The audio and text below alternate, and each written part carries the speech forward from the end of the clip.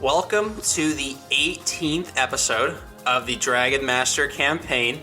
We are going into Art's final exams, but we're going to start off with an interview question.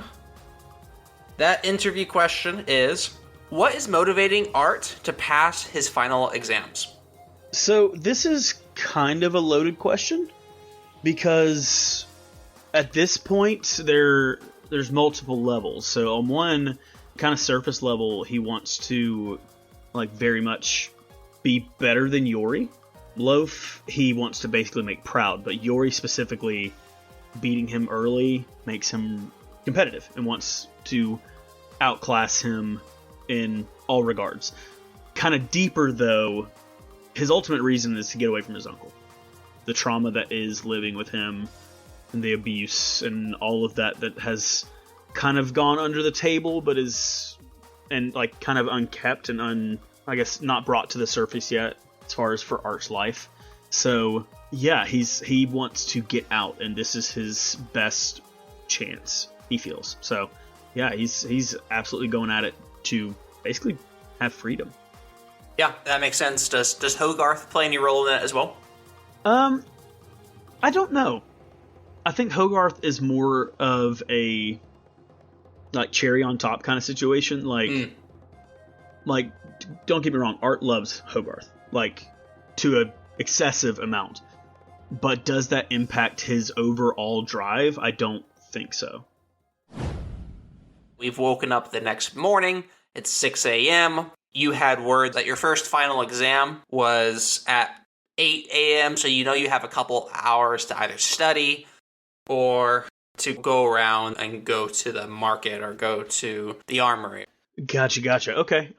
So does Art know the order of his classes or of the final exams? Yes, you've been given time slots, and you know that your dragon class final exam is first, then your literature class, and then your combat class.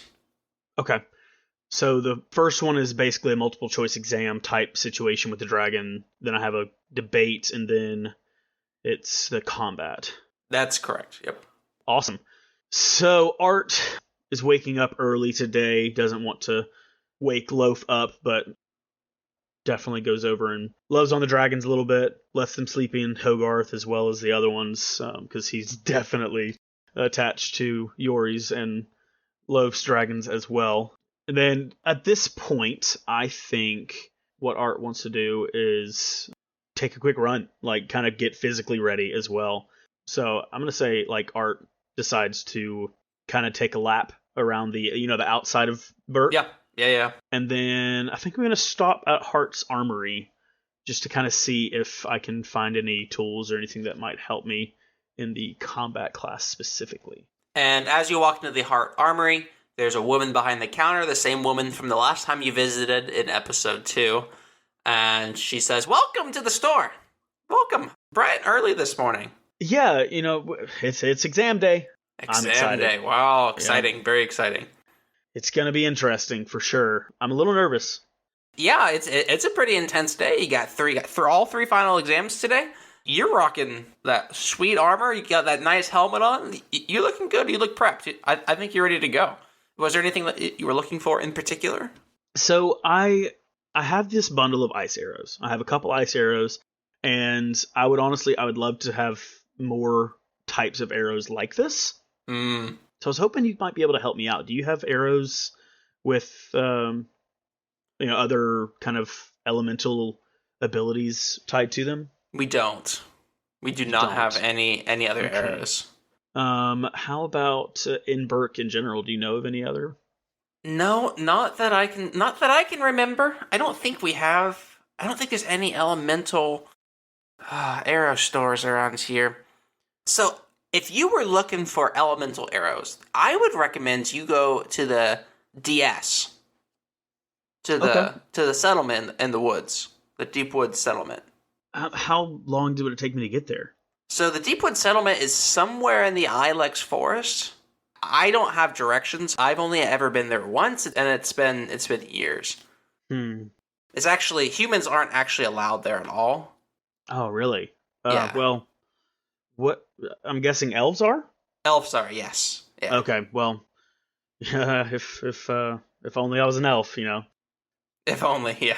If only. Okay, well, thank you for your help. As you can see, I'm pretty well kitted. I was just trying to figure out if trying to develop some strategies for the combat class. Do you have any advice? I think as long as you took good notes during your dragon class, I think that test will be easy.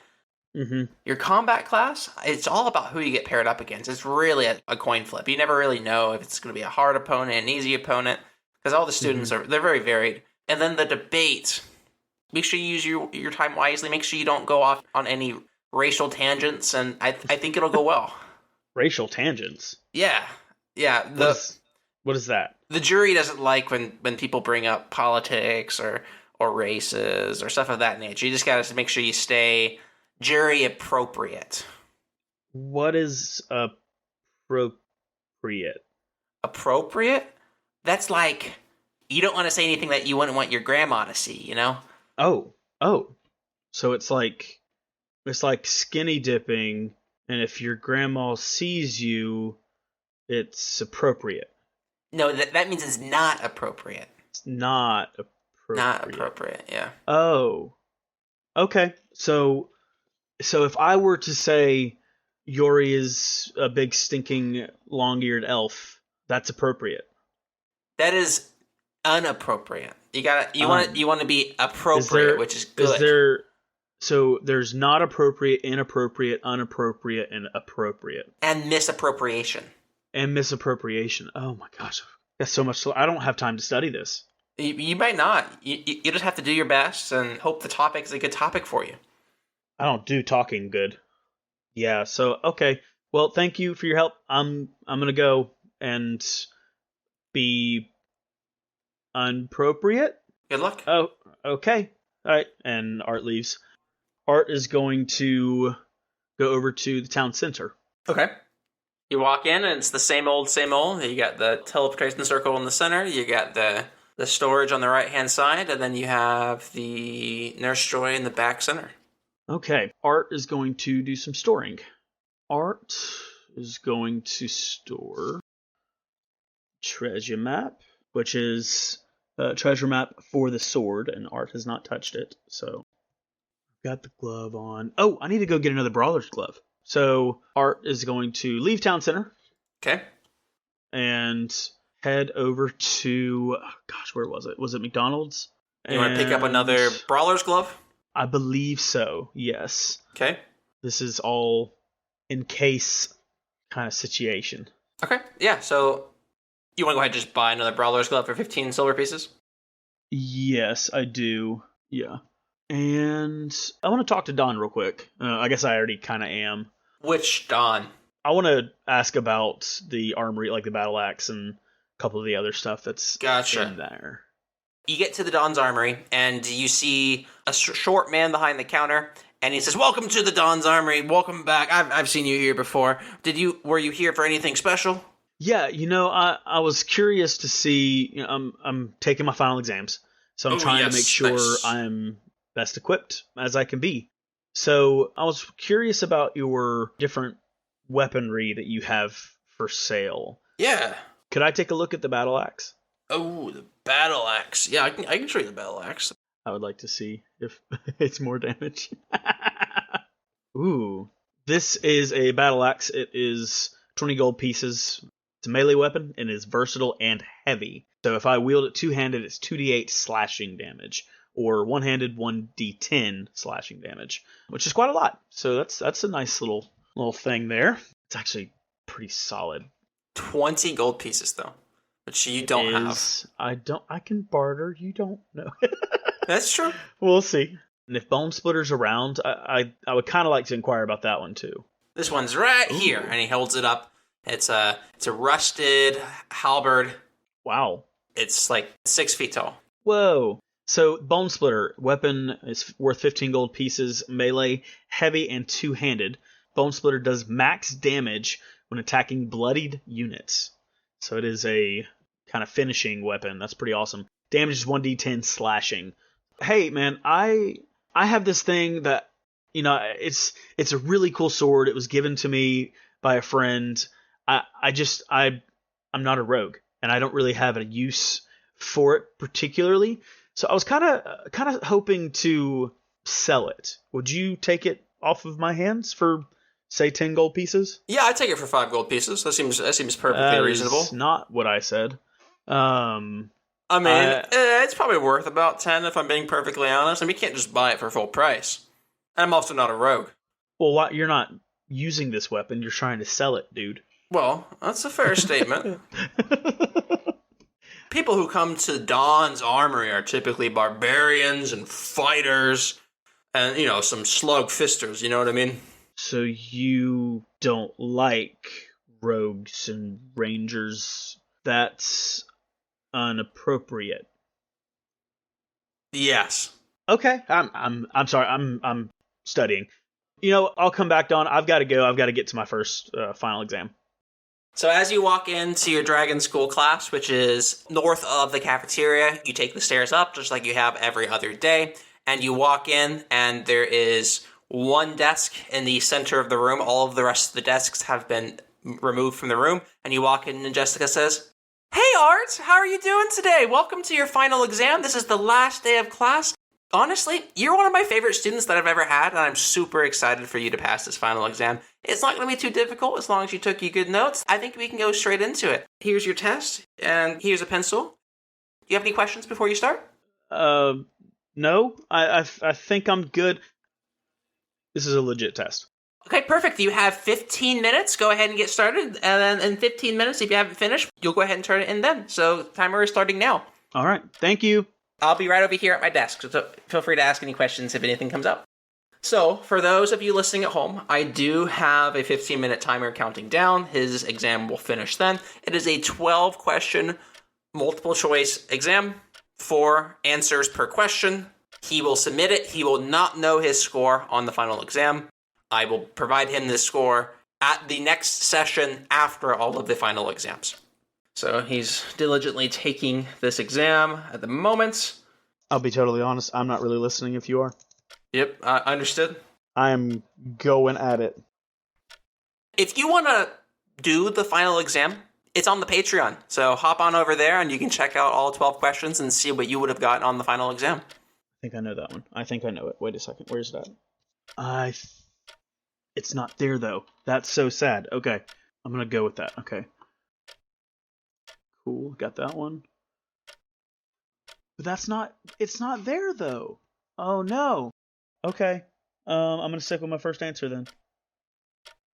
Discharge echolocation. No, that's not it. Cauldron doesn't do that. To shoot hot water. Sudden Ripper is whirlpools. Mimics other dragons. That's not it. Thunder Drum is a title class. No, it's not. I think that's right. Thunder Drum. But I don't see it. There's no way I didn't write it down. There's just no way. I so badly, for Art, want to get everything right. I think Art's going to do better than the other two on that aspect. That is the goal. Absolutely. Okay, so I'm going to go with that as correct. I don't think I have that. John Burrowing Underground Sandbuster. I'm fairly certain that is correct. Let me double check. Hydreigon was the dragon that I one-shot. Older class species completely blind. Sentinel. That was an easy one. The Razor... It's actually not an easy one because the Razor Whip is born blind. But it's not of older class. Oh no. Okay. It's not that one. It's not mystery class. Okay. Hold on. Speed Stinger. Grim Gnasher. Grim Gnasher was... was that the Sharp class? That's correct. Thunder Drum I'm not 100% certain on. That's correct. And that's correct. Submit. Okay. And I am done. Submitted. Art, you have just finished your Dragon class final exam. Jessica says, well done. You have a nice rest of your day. Good luck in your next exam. And then you book it towards the literature classroom. As soon as you enter the room, Professor Wan is there to greet you. And Professor Wan says, welcome, Art. As you can see, you're just on time. Over here is Zanril, your opposition. So Tim, go ahead and introduce yourself briefly, and then go ahead and tell us what Art sees when he looks at Zanril, your character. I'm Tim, or Zanril Wolfsbane. When Art looks at me, he'll see that I have like red hair that goes about to my shoulders, pinned back with a simple leather cord, and you'll see that I have prominent pointed ears, wearing a leather tunic that has a fairly low V-neck that shows the wings of a dragon tattoo just sticking out of it, and very straight, upright posture, and looking kind of down my nose at Art. Perfect. And does Zanril have any particular motivation for wanting to pass all of his final exams? Is there any motivating factors behind who he is and what's motivating him on this debate? So he's motivated to graduate because he's been told by many people that he's too old. He is on the older side because he used to be a woodsman who was specialized in helping people navigate the forest for money, which is how he saved up enough money to pay for this completely on his own. Go ahead and grab a seat right here. As you can see, we have Stoic and the rest of the jury behind us. You got Stoic, you got Valakut, and then he names 3 other people that you don't know or you don't recognize. And Stoic says, "Hey, Art, how's it going?" Chief! Man, hey, man. Good to see you. How you doing? Good to see you as well. Good to see you. So, how's Hogarth doing? Is he doing all right? I mean, Chief, he is getting big. I mean, in the midsection, if you know what I mean. Like, he's getting big. Yeah. Good for you. We're working on our head smash together like you and Skull Crusher do. We're really... I like it. Really trying to model after y'all. Like, you're... Oh... Chief, Go ahead and just roll like charisma, just flat out. That is a 11 plus 2, 13. Okay, that's modest. That's fine. So you guys sit down, you see the jury behind Obi-Wan, and Obi-Wan is behind like the teacher's desk, and he says, "Go ahead and grab a seat, calm down. Stoic, please stop having bias." And then let's go ahead and discuss the debate format. Okay, so the way this debate format works, it is called the Lincoln Log debate format. We're going to decide our sides, who is arguing which side of the debate. We're going to give you guys 3 minutes to prep. Then we're going to have 6 sections of about 3 minutes. The affirmative presents their argument for 3 minutes.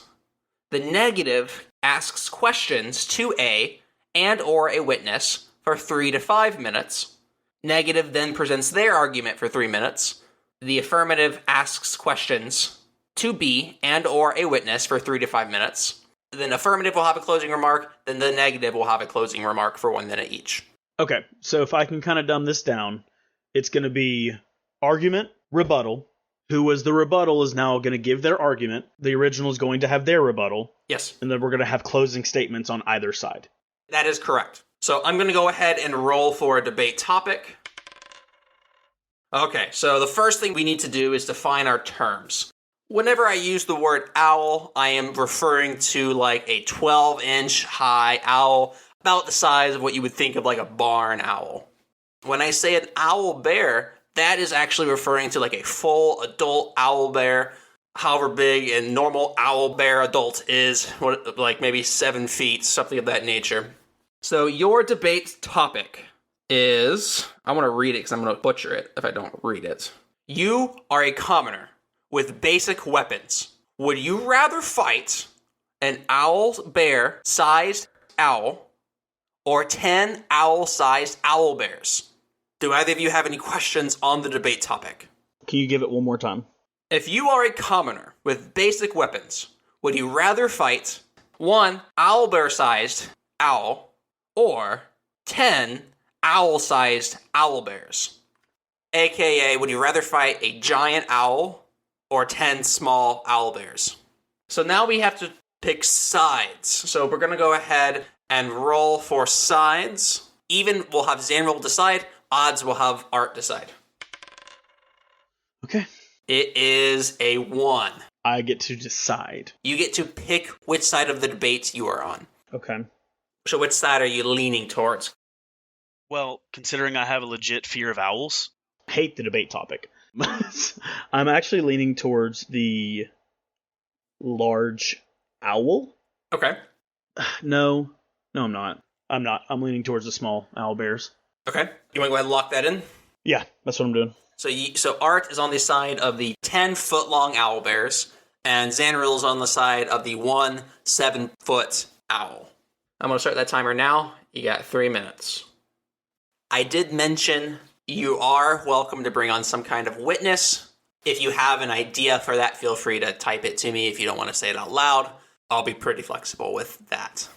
Professor Juan, you said we're going to be commoners with basic weapons, but what is the field going to be?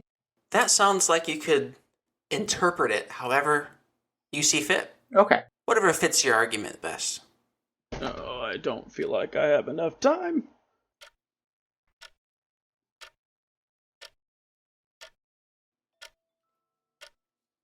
Okay, so that is the 3-minute timer.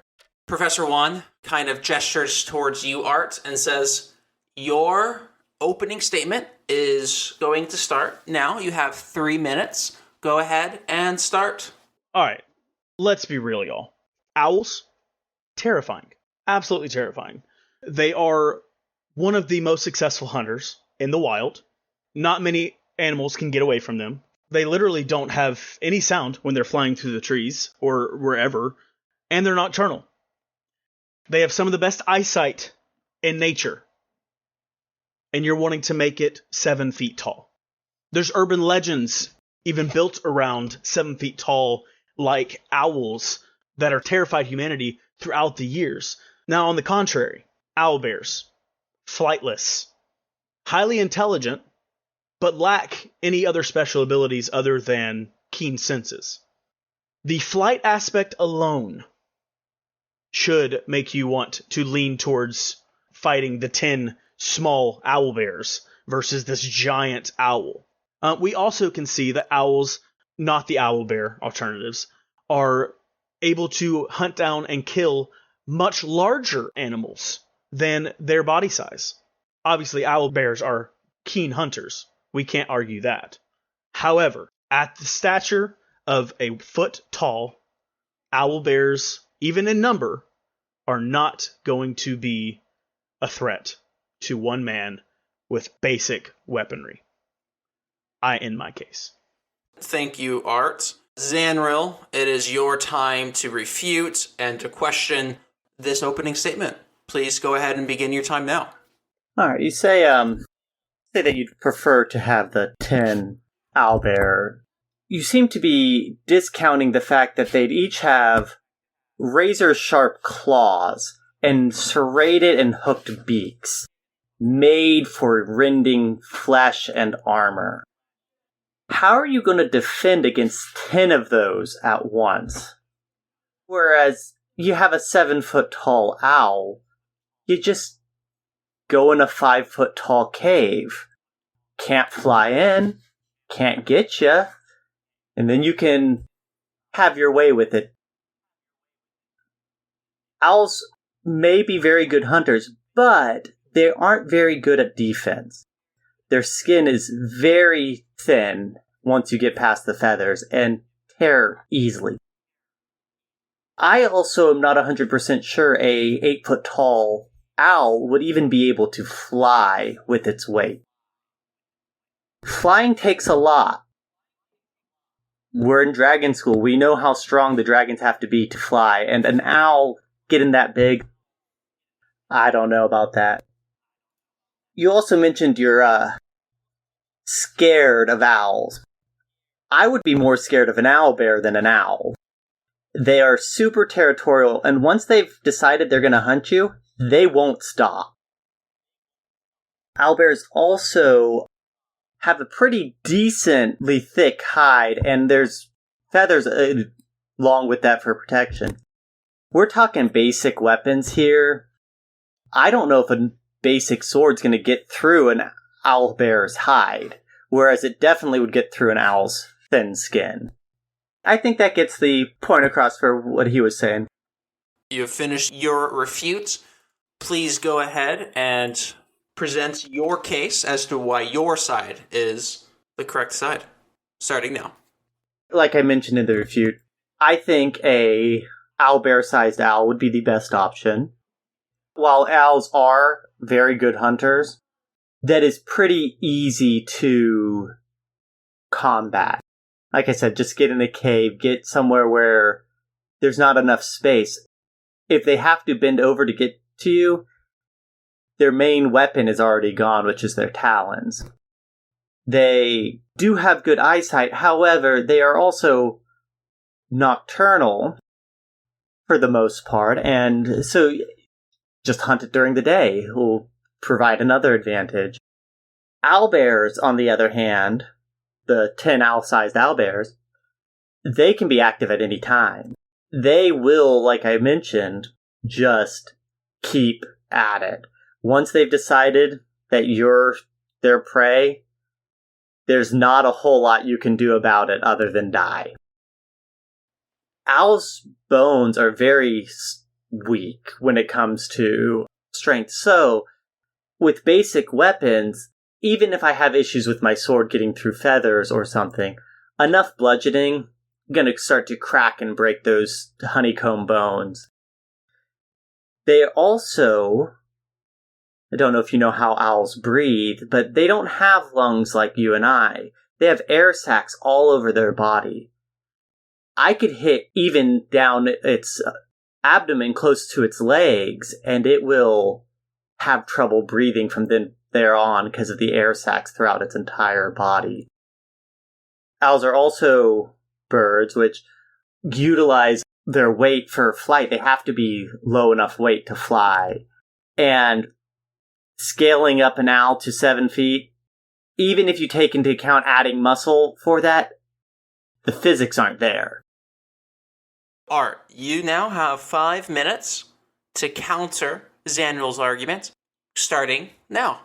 Let's get this out in the open. Your argument and refute were pretty much the same thing, which obviously, y'all can tell is a lack of preparation on his end.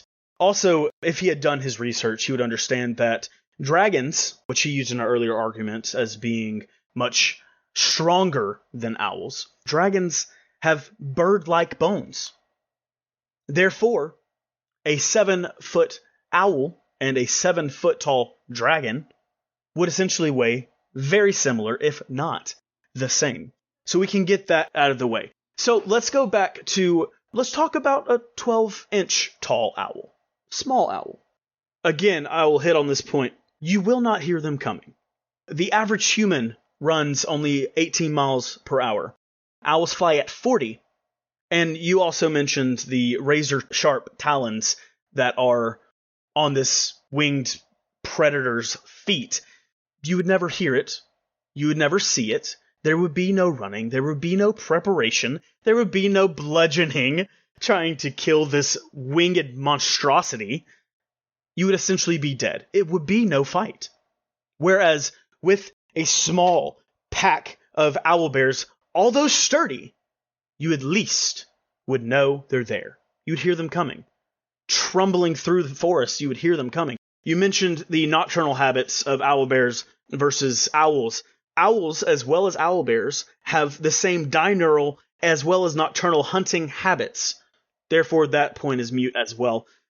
So, realistically, I don't know if you did your research, but owlbears wake up around midday, which owls do as well, to start their hunt.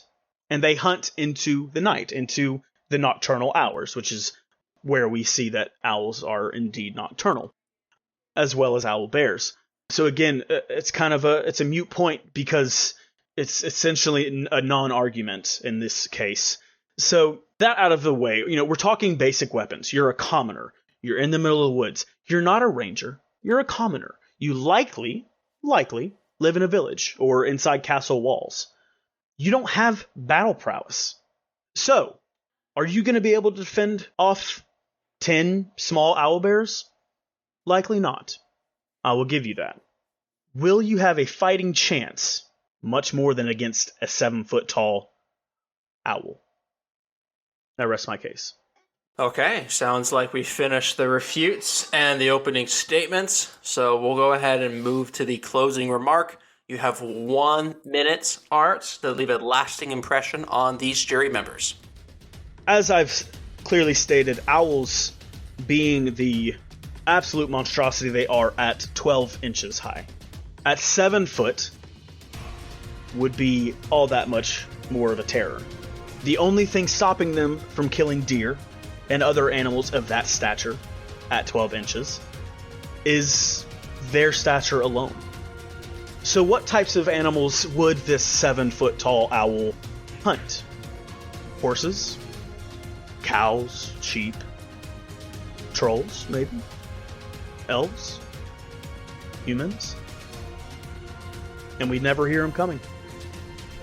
All we could do was hope to be in the right place at the right time. Xanaril, now it's your closing statement. Professor Juan said this is a barn owl. Barn owls are strictly nocturnal hunters, while some owls may be diurnal hunters. Barn owls are not. Also, Art said it himself. He does not believe he could survive 10 owl-sized owlbears. Yes, they could sneak up on you, but while being a commoner, I still can prepare and not go out at night.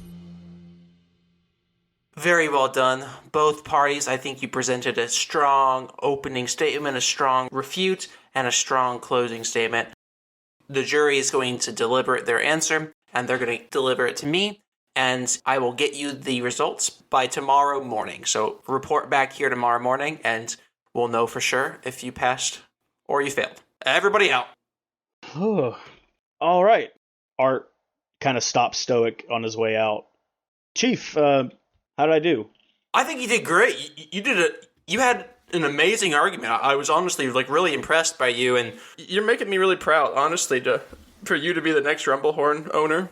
To be totally honest, Xanaril was tough. Yeah. I'm not feeling confident. He's a big part of the Elvish community up in the Ilex Forest, so he's very well educated. He knows his stuff. Yeah. But so are you. You came from the Ilex Forest too, so this was the perfect debate topic for both of you. Being in the woods, being hunters. Yes. I felt like I knew the subject well, having definitely hid from plenty of owlbears. I know them well.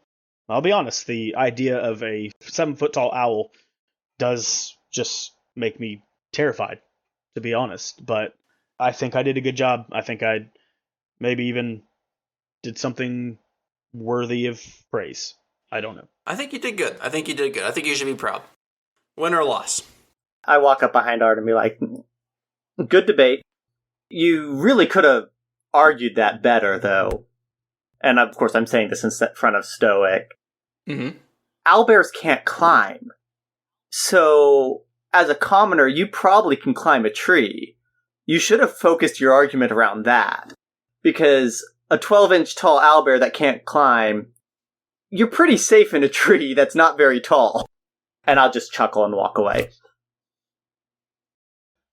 Art, you have now left the literature class, so you are now going to head to the Dragon Stadium, which is where you have been told the final exam for the combat class is taking place. The Dragon Stadium? The Dragon Stadium. Sick. Oh, that's cool. The stadium is massive. It's the same stadium that you were in the night prior. It's the same that you walked in on episode 2, and then you walked right back out. It's still a beautiful, magnificent stadium. And for this final exam, you walk in and you see Ace standing in the center of the room, and you see Professor Dante in a chair. So let's go ahead and introduce Ace. So EJ, go ahead and give us a brief introduction of yourself, and what does Art see when he looks at you? Ace looks like a just below medium height, maybe around average height elf. He has nice pointy ears. He is wearing a small bit of armor, and he has plenty of blades on him. So daggers and a katana. Sick. Do you have any information you want to divulge regarding Ace's inspiration for wanting to pass the final exams? So Ace wants to pass the final exams to, one, represent his island. He wants to represent the Orange Isles as a proud dragon rider for his people. Cool. But he also wants to disprove his father as a worthy dragon rider. Okay. So Professor Don sees you walk in and says, Art, welcome to your final exam. if I understand your schedule correctly. So today we're going to do an Agni Kai between you and Ace, your opponent. So there's a couple different options as what we could do here. We're going to do a normal Agni Kai setup. Usually with an Agni Kai, you pick a what, a when, and a where. The when is going to be right now. The where is going to be the Dragon Stadium. So all we have left to do is decide what we're going to do with the what. So each player, individually, is going to pick one of the three options and write it on a piece of paper and give it to me. You have three options of what this final exam is. Do you want to do a 1v1 battle to the death? Except not the death part's not real. Or a 1v1 League of Legends match? Or do you want to do a culinary competition? He shuffles the two cards that he's given, and he's going to flip the top card, and he reveals the front card and says, you guys are going to do a 1v1 battle to the death. Yes. Without the death part. No death? Really? I love stabby. Go ahead and take your positions. One person in this corner, he points to the top left. One person in this corner, he points to the bottom right. And let's go ahead and roll for initiative. 18 plus 6, 24. 19. So Art will have the first turn in combat. You cannot currently see the opponent, but you do know where they are in general. So Art, you are up first. Go ahead and take your turn of combat. So, first off, as a bonus action, Art is going to take the infinity hose and just turn it on. You're just going to lift one end up, and then now the lower end is now seeping water. How quickly does it come out? I can't remember. It's a steady flow, as if you turn the water on a sink. It's like a garden hose? Yeah. Okay. I'm also going to go ahead and say that it doesn't take a bonus action to do this. Okay. Art is going to turn the hose on and try to sneak up on Ace. Which direction do you want to move? I'm going to go this way. Okay, so you're moving there, and then what do you want to do from there? So how tall is this wall that I'm behind? 10 feet. 10 feet. Okay. What type of wall is it? A wooden wall that's somewhat similar to what you would think as like a privacy fence in our world, where it's a bunch of beams up and down with some cross beams going the opposite direction that you could probably climb with a good roll. Is it see-through? No. It doesn't have like slits in it that you can see? No slits. Okay. Art is going to prepare a ice arrow in his bow. Okay. We're going to just go ahead and let that be my turn. Okay. So the hose is continually going. I have not turned this hose off. And that is my turn. Okay. Did you take an action? I did not. Do you want to take an action? Is climb an action? That would be part of movement. Part of movement. Twice as long as it takes to walk. So if you climb 10 feet, it would take about 20 feet of movement. Okay. A good action that you could take would be to hide or I was thinking that's what I want to do. I want to hide. You're going to specifically hide behind this wall in some aspect. Go ahead and... Does hiding take a roll? Wait a second. Did I mess this up? When you try to hide, make a dexterity stealth check. Yeah, so when you go to hide, go ahead and make a stealth check. That is a 9 plus 5, 14. That's the number that Ace would need to beat in order to find you. Oh, no. Oh, I've royally ruined this. What are you thinking? Dread Ambush sure has to happen at the first turn of combat. Do you want to go back and just kind of start over? No. Okay, so Ace, it is now your turn. Ace will move 30 feet towards Art, and then he will also use a bonus action.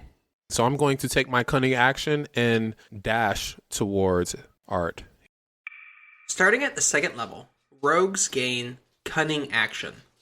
Quick thinking and agility allows you to move and act quickly. You can take a bonus action on each of your turns in combat. This action can be used only to take dash, disengage, or the hide action. Does he even know where I'm at, though? He has a general idea that you are in the opposite corner. What I can do is move forward beyond the wall that I'm hiding behind and see that he's not there and finish the dash searching the rest of the area. So this is the only place that I don't know. Which way do you want to search around? Let's go around the shortest end of the wall. Okay. And I'm going to stay right there at the edge just to take a look. Go ahead and make a perception check. All right. 14 plus 2, 16. So you see Art hiding underneath some rubble over here, and you see a spigot of water just kind of flooding the ground all around him. Okay. There you are. And that's my turn.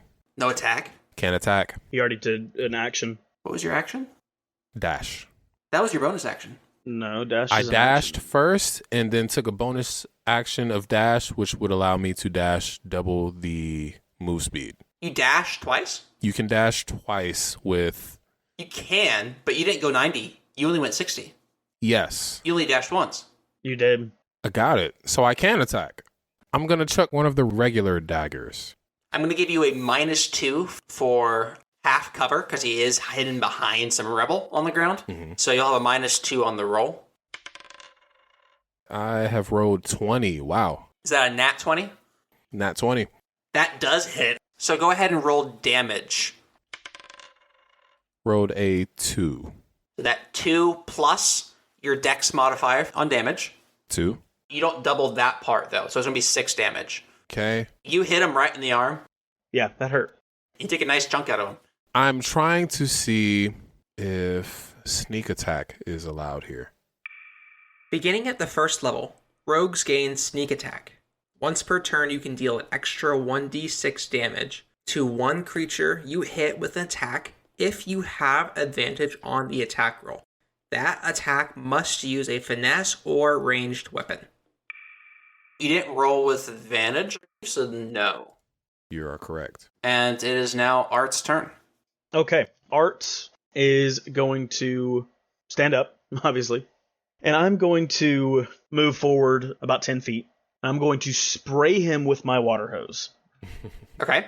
Would that qualify as an attack? I'm probably going to make that qualify as like at least a bonus action. That's fine. That's what I assumed it would be. Okay. Go ahead and do a dexterity check. Okay. 12 plus 3, 15. That hits. Okay. So he's soaked. No damage done to him, but he's sopping wet. Okay. Art is going to move backwards now with the rest of his movement. And then I'm going to try and shoot him with an ice arrow. Dude, that is a 10 to hit. Ace. That misses, correct? That misses. And it hits the back wall, and you can tell that the magic of the arrow has dispersed. Sweet. Hmm. You want to pick up this dagger? No reason not to, especially if he can try to get his hands back on it. So Art's going to pick up that dagger as well, and then we'll pass back to Ace. Sweet. All right. So Ace is going to move right up next to Art. I'm going to unsheath my katana and swing as hard as I can with the katana of virtue towards Art. Katana of Virtue. Weapon, melee, finesse. Katana of Virtue has disadvantage on attacks it thinks are immoral. Damage 1d10 slashing. Go ahead and make... Go ahead. Before you swing it, the katana is clearly hesitating on the attack. Is there anything that you would like to do before you make the attack? Is talking an action? No. You can just talk to it. Okay. I hate to say this. I look at my katana of virtue, who I've had countless conversations with, and I say, he's a half-blood. Of course this is just. And I swing at Art as hard as possible. I think you have disadvantage on the swing. Really? Do you think the katana thinks that's virtuous for the half-blood logic? I think you have disadvantage. Actually, no, I don't. I've given my katana a personality. I don't think so. Okay, so go ahead and make an attack roll with disadvantage. Okay. I roll a 1. Oh my God. You completely whiff. You swing your sword all the way through, and Art's able to step back, and you kind of stumble to the side, and your turn is going to end there. No bonus action. No bonus action because of the nat 1. Okay. So then it is now Art's turn. Art is going to cast Hunter's Mark on Ace and fire yet another ice arrow. Ranged attacks have disadvantage at close range. Okay. You can totally sit back, but that will trigger an attack of opportunity. Yeah. Is this where I want to use it? Okay, then I'm gonna Zephyr Strike backwards as a bonus action. So you've already used your bonus action on Hunter's Mark. Dadgummit. Okay. You can disengage to prevent opportunity attacks, but that's your action, which you don't want. I think I'm just gonna have to take the disadvantage. Okay, you want to shoot the ice arrow with disadvantage in melee range? Yeah. Alright, I got a 7, so. The second ice arrow whizzes by and just lands in the wall, and you are now out of ice arrows. You've used your bonus action. You still have your movement remaining. What would you like to do with your movement? Can I not just climb over the wall entirely? You could. And then drop down the other side? You 100% I still have can. movement left, so I'm doing that. You walk out of range, out of his melee range, so Ace now has a chance to make an opportunity attack. I will attack with my Katana of Virtue, which I have in my hand currently. Do you want to go ahead and try to convince it? Because your last Actually, argument yeah. wasn't very good. Yeah, good point. So, if we don't win, we lose everything. Everything we worked so hard for, it's lost. He has been convinced. 17. Yep. 4. Perfect. Okay, so Art, you take 4 damage. Okay. You make it over the wall and you land, and you probably have another 5 feet of movement if you wanted. Yeah, absolutely. I'm trying to get as much distance on him as possible. So that was your turn, Art. It is now Ace's turn. The wall is 10 feet, correct? Yeah. So essentially that will take 20 of my speed, which means I can catch up to him. So I'm just going to follow him over the wall and move in as close as possible. And you're in melee range again. Okay. I'm swinging my Katana of Virtue, and we're aiming straight at Art's chest. 6. Which does not hit, right, Art? It does not. Art's able to dodge to the side. We pass to Art. Art's bloodied and furious. As a bonus action, cast Zephyr Strike. So that is my second spell slot used. Okay. So once before the spell ends, you give yourself advantage on one weapon attack roll on your turn. That attack deals an extra 1d8 force damage on hit. Whether you hit or miss, your walking speed increases by 30 feet until the end of that turn. 30? 30. Jeez. Okay, so you've empowered your spanking spoon No, for this Zephyr Strike attack. I didn't say I empowered this spanking spoon. Okay, what melee weapon do you want to empower? My Brawler Glove. Perfect. Okay, so I'm going to read Brawler's Glove real quick. So it's handwear melee plus 2 to attack. You can attack with Brawler's Glove as a bonus action if you attacked with another handwear this turn. That's so wonderful that I failed to read that beforehand. Whatever, it's fine. Zephyr Strike also does the disengage action, so you can get away without the opportunity attack, which is nice. Yes, and I basically have 60 feet of movement left. Yeah. So, with my first Brawler's Glove, I'm going to try and whap him in the mouth. And that has the added D8. So that is a 19 Wow. plus 2 to hit. 21 does hit, so go ahead and roll that 1d6 and the 1d8. And the 1d4 for Hunter's Mark. And the 1d4 from Hunter's Mark. The plethora of dice. That is 9 damage. Alright, so I'm going to move away. Does that not give me opportunity? Specifically because he used Zephyr Strike, it removes the ability to make opportunity attacks against his movement for the turn. Wow. Actually, for up to a minute until he's hit. So Art is actively on top of this wall. So you've now ran to the opposite side of the stadium and climbed on the opposite side wall. Mm-hmm. Perfect. We'll move to Ace. All right. I'm going to revert back to my primordial instincts and chase Art. I'm going to move 30 feet in the direction that he moved in. And I'm going to use my bonus action to follow him up on the wall. So the dash? The dash, yes. That is insane. Like, That means you've used your movement and your bonus action. I have. So you know what's next. I am going to attack full swing that's so stupid. with Rogues are my fast. Yeah. Like, Well, I'm rolling ones here, man. I need something. I'm going to attack with my Katana of Virtue. Again, just furiously slashing. Attack roll is 20, Nat.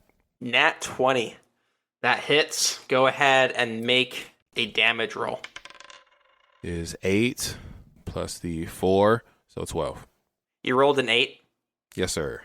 Doubled for the nat 20 Yes, is 16 yes. plus 2. Plus 2 for Dex, yes. So that's 18 damage to Art. Art is on his last legs. We move to Art's turn. Actually, we need to roll concentration. Go ahead and make a con save, Art. 8 plus 1, 9. I fail. You're 1 off. Really? Yeah, okay. The Hunter's Mark has now fallen off. And the Zephyr Strike has fallen off because those are both concentration spells. So we are on Art's turn without the Zephyr Strike, without the Hunter's Mark. And Art has flashbacks of day 1 of combat class.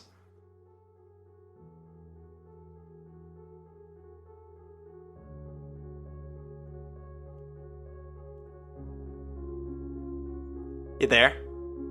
Yes. Okay. Art is going to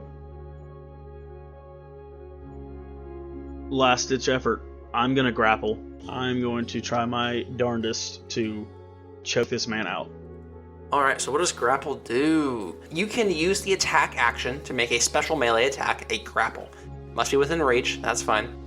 Using at least one free hand, you try to seize My hands are both free. the target by making a grapple check, a strength contested by the target's strength. If you succeed, the subject of the target is not grappled, its speed is reduced to 0. The grapple target is only prohibited from moving and receiving movement enhancements. You can attack, no penalty. Like, Art, please swing at me. Please. I mean, like, As hard as you can. that's what's gonna have to happen. Like, I'm gonna cast Hunter's Mark back on him. Okay, that's your bonus action. Well, is it the best? It's not the best. Yeah, it is. Because wait, Hunter's Mark it's the best chance at doing massive damage and potentially coming out. I don't know. So, yeah, You unsheath your spoon, you cast Hunter's Mark, and you go to attack. oh, okay. That's a 7. I miss. Do we want to fudge it? No. Okay, I mean, it misses. Don't we? Just a little bit. I would rather Art die. We move to Ace's turn then. Art kneels. I am going to try to finish Art off by moving to the end of the wall on my side, and I'm going to throw my Katana of Virtue past Art, intentionally whiffing. Wait a second. The katana whiffs and goes by. I'm going to use the Ring of Swapping. Your second ring is on your Katana of Virtue, which is an animate object, so you are able to swap with it. It is willing, so you have swapped locations to be behind Art. I'm going to attack Art with my last dagger. Make an attack roll with advantage, because you have surprise. I rolled a 16.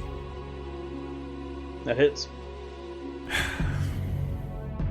You knock Art off the wall, and Art is unconscious on the ground. And Professor Dante says, "Oh my gosh!" He picks up his bag of first aid kit, runs over to Art, and starts pumping his chest and giving him medicine. And Art kind of comes back to, almost reluctantly, and is overwhelmed with sorrow, staring into the distance, empty-minded, with the infinity hose running in the background.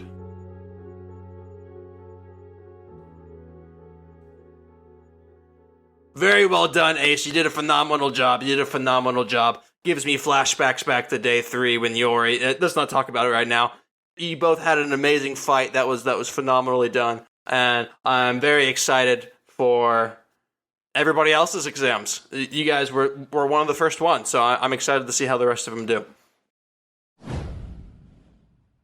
I'm going to edit just the debates and present it to 5 different people and have them pick the winners. Has to be people who are unbiased to the 2 parties. And this episode was voiced by Harrison Clark as Art, Tim Runyon as Zanril, EJ Stokely as Ace, and edited and DM'd by Harrison Weiss. Please follow us on X at Tides of Terragos or on Patreon at patreon.com/Tides of Terragos.